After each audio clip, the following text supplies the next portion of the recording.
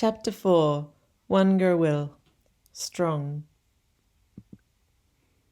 Garamili woke up with sweet Celtic song echoing from her dreams. Bunjil noticed that she was awake, and together they glided down through the stars and the soft grey clouds.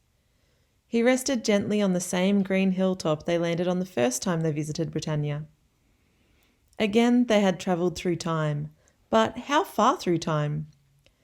Garamili wondered what happened to the Celts and their village. She was a little nervous, yet eager to see what had changed. Garamili bounced off Bunjil's back, ready to explore. Together they peered into the distance at the changes before them. Bunjil explained, "The Romans have ruled this land for over 360 years now. Many new words have been introduced and a lot of the Celtic language has been lost. The Romans speak a language called Vulgar Latin. Today, English has many words that come from Latin." Garamili noticed the village was now surrounded by a wall fortress made of rocks with a watchtower. A stone road appeared to mark the entrance to the village. Garamili began the walk to the bottom of the hill as she breathed in the fresh air and watched for her small, curious animal friends: rabbits, foxes, and squirrels. When Garamili set off on the stone path leading to the village, a happy little robin flew towards her and dropped into her arms, ready to be her guide. The gate was open with a tall man dressed in armour leaning on a pole. He had a long spear and a sword at his side. He called out something to a man on the watchtower. They both laughed. The buzz of activity surrounded Garamili when she entered the village. She could hear a mix of some Celtic words and Vulgar Latin.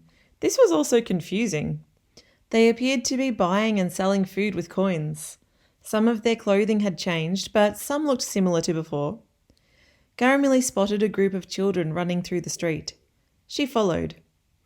The children ran past old huts that remained from the Celtic era and newer, grander huts of different shapes. The children ran into the rectangular building. When Garamili stepped inside, she saw some boys gathered on the floor in front of an older man. She wondered what was happening, and the robin explained, "This is a school, a place of learning only for the young boys. He is teaching them about Roman numerals. That is how the Romans count." The teacher was very serious and looked angry when the children answered his questions. Garamili did not like this, so she decided to explore more outside. Garamili found another group of children playing in the street. She sat on the dusty ground and watched. She listened for any words that she may have recognised, but she understood nothing. It was so confusing and hard to follow. How was she going to learn from this language? She heard a small boy say, "Dies Lundae of July." Robin explained, "They are talking about the days of the week. Lundae means Monday, and the word July is named after their Roman emperor, Julius Caesar." The sun set and the sky grew dark. It was time Garamili found a place to rest. She wandered out through the gate towards a familiar strong oak tree. The creatures quickly gathered around her as she nestled around the trunk. She felt comfortable outside the walls and wondered why they built such a big fortress that separated them from the forest and the animals. It must make hunting and farming harder. Garamili woke to the sound of stomping as men marched in unison away from the gate of the village, along the path and out of sight. The men with the armour had left.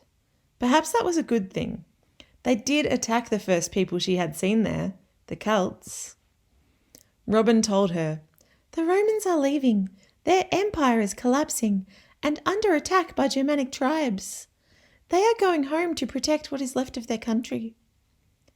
The soldiers were gone, but many people remained.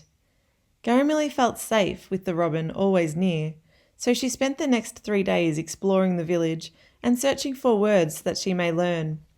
She often wondered how she would make sense of this language. It seemed so different from what she had heard at home. One morning, Garamili woke to Robin tugging at her cloak with its beak. "It's time to go."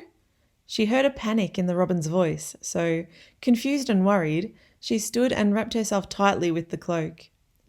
She noticed Bunjil was waiting on the hilltop. Garimilli quickened her pace and ran towards him.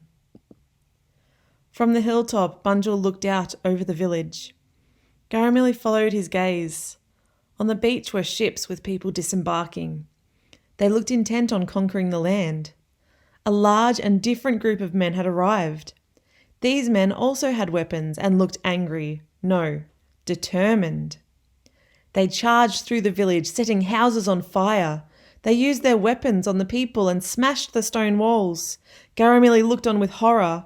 Why would they do this? Why was it happening again?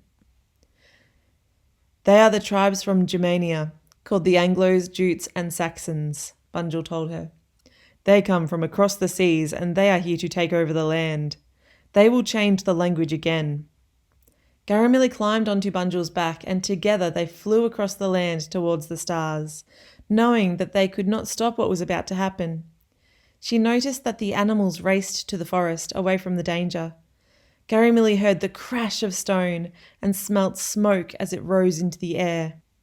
Garimilli and Bunjil left the chaos and screams behind.